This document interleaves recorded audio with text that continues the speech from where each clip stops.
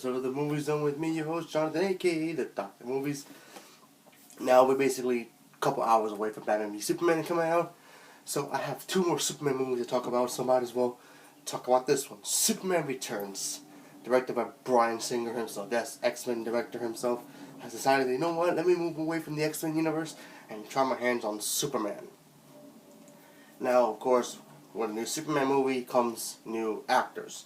Now, this time playing Superman, we have Brandon Routh playing Superman. And this movie takes place a couple years after, I believe, them before. I think it still ties into the original Superman. Not 100% sure on that, but basically what happens is Superman leaves Earth to try to find Kandor and maybe some people from his whole planet. He leaves for 5 years. So now the world thinks that Superman's gone for good. Even Lois Lane has decided to move on, who's now been played by Kate Boswell. And you got a new Lex Luthor, played by Kevin Spacey. Great actor, right? Anyway, Superman leaves, hasn't come back to Earth for at least 5 years.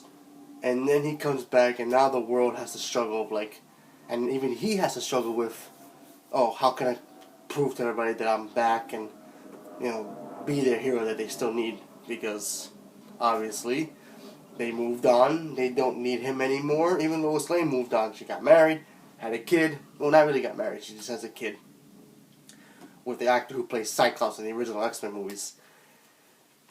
And for the most part, this movie is... it's kind of boring, honestly. I don't know what to say about this movie. I was looking forward to seeing this movie when it first came out, because it came out in 2006, and I was like, yep, Superman's coming back. But the problem with this was that the movie in this movie is just basically just Superman trying to find himself, and it doesn't really have that much action. He has one scene where he stops a robbery, and then people shooting machine guns at him, and a bullet goes to his eye, but that's basically it. And then he's lifting things up, and it's just, I don't know. But then Lex Luthor has an idea to make this island of kryptonite to go into, so he can finally destroy Superman or make a clone of the Fortress of Solitude, Basically, Superman goes there, he gets stabbed, and it's just chaotic. And then you have Kate Boswell, Lois Lane, still trying to figure out, okay, does the world need him, or she's also struggling with, do I still need him in my life? Because apparently, her son, like I said, spoiler if you've never seen this movie, her son is Superman's child that she never told him, and then after she got pregnant with him, he left, so now she has Superboy. And it was just too pushed in. I mean, why give Superman a kid right away? I think that just was way too early for that. I think maybe down the road, maybe one day it will work, but I just feel like it was too rushed into this. I like Bryan Singer as a director. He's cool, but when he hits it, he hits it. When he misses it, he misses. He swings for the fences all the time with the X-Men movies, but this is what he struck out. I just found this movie boring, because, like I said, it was hardly any action in this movie. A lot of talking, too. It was just... Brandon Routh was a cool Superman. I still approve of him as Adam on Arrow and Legends of Tomorrow. Go check that out. He's awesome in those shows. But, yeah, he was okay as Superman. He didn't really bother me too much. He did basically talk like this the whole time. It was just kind of weird, but... And Kate Boswell was Lois Lane. She was kind of flat. She was just, our dialogue was just I don't know if the world needs you. I don't know if I still need you. My boyfriend takes me up on flying all the time. I'm like, okay, that doesn't really scream Lois Lane, but, whatever. And Kevin Spacey as Lex Luthor. Look, Kevin Spacey's a great actor. I hear good things about that show House of Cards. But honestly, I don't know why he was in this movie, because it was just a waste of time and a waste of talent like him. He could have been done better movies than this.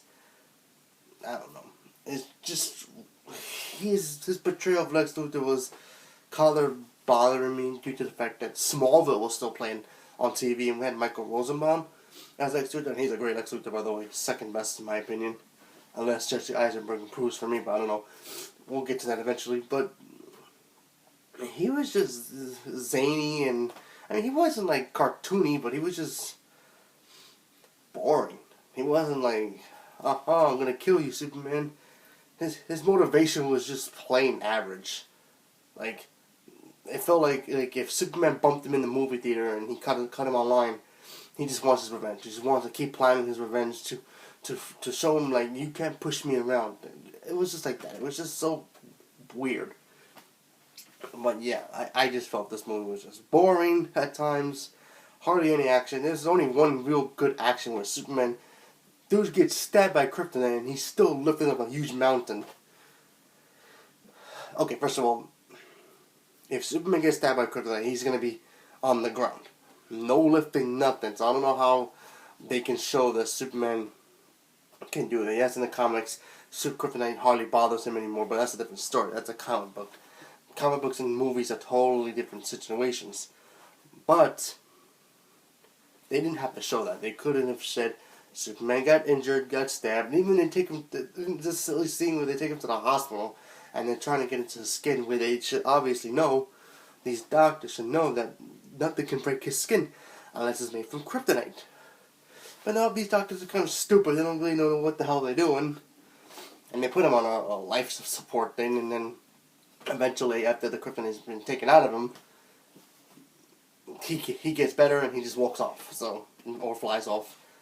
But yeah, and then the ending is basically him flying the same way like Christopher Reeve does, over the earth, and then smiling into the camera and then leaves. Anyway, this movie is whatever. I give this movie a 1. I didn't like this movie at all. It just bores me to death. I really hardly ever watch it. But yeah, whatever. So let me know what you think about this movie. Do you like this movie? Have you ever seen it? What do you think about Brendan Val for Superman? Let me know in the comments below, and stay tuned for my next one, which will be Man of Steel, coming up later today. So thank you. Have a good day.